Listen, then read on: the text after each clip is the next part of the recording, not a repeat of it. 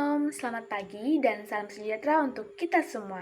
Di video kali ini, saya ingin berbagi sedikit tentang pemahaman dan refleksi pribadi saya selama saya mengikuti perkuliahan mata kuliah pendidikan agama Kristen.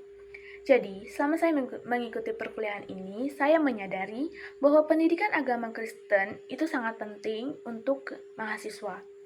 Bukan cuma untuk menambah pengetahuan rohani, tetapi juga untuk membentuk karakter dan sikap hidup.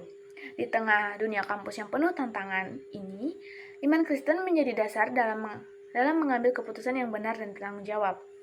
Dasar iman Kristen itu sendiri adalah Alkitab. Alkitab bukan hanya sekadar Alkitab yang kita baca, tetapi menjadi pedoman hidup. Firman Tuhan menolong saya untuk bersikap jujur, mengasihi sesama, dan tetap berpegang pada nilai kebenaran dalam kehidupan sehari-hari, baik di lingkungan kampus maupun di lingkungan masyarakat. Saya juga belajar bahwa keluarga merupakan tempat pertama dalam menumbuhkan iman. Nilai-nilai iman yang ditanamkan sejak kecil melalui teladan orang tua sangat berpengaruh dalam membentuk pribadi yang takut akan Tuhan. Hal ini menyadarkan saya bahwa iman tidak tumbuh secara instan, tetapi melalui proses dan lingkungan yang mendukung. Selain itu, saya juga memahami bahwa pelayanan tidak harus selalu terlihat menonjol.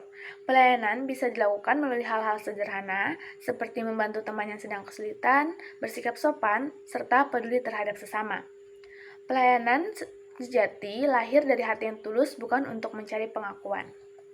Lalu, materi tentang harapan kehidupan Kristen di Indonesia mengajarkan nilai kasih, keadilan, kejujuran, pendidikan, dan pelayanan sosial.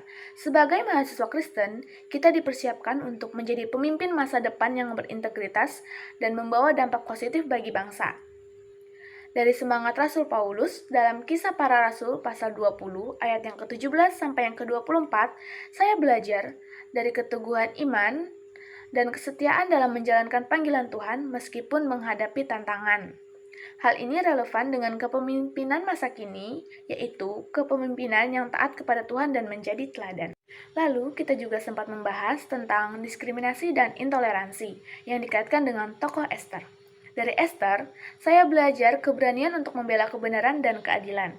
Sikap ini penting untuk diterapkan dalam kehidupan bermasyarakat yang beragam.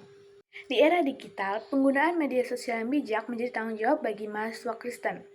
Berdasarkan Filipi pasal 4 ayat yang ke-8, kita diajak untuk memikirkan dan membagikan hal-hal yang baik, benar, dan membangun, sehingga media sosial dapat menjadi sarana kesaksian iman. Terakhir, tentang peran pemuda Kristen dalam pembangunan bangsa, spiritualitas di era globalisasi, serta etika Kristen dalam menghadapi korupsi. Mengajarkan bahwa iman harus diwujudkan dalam tindakan nyata melalui kejujuran, tanggung jawab, dan kepedulian sosial.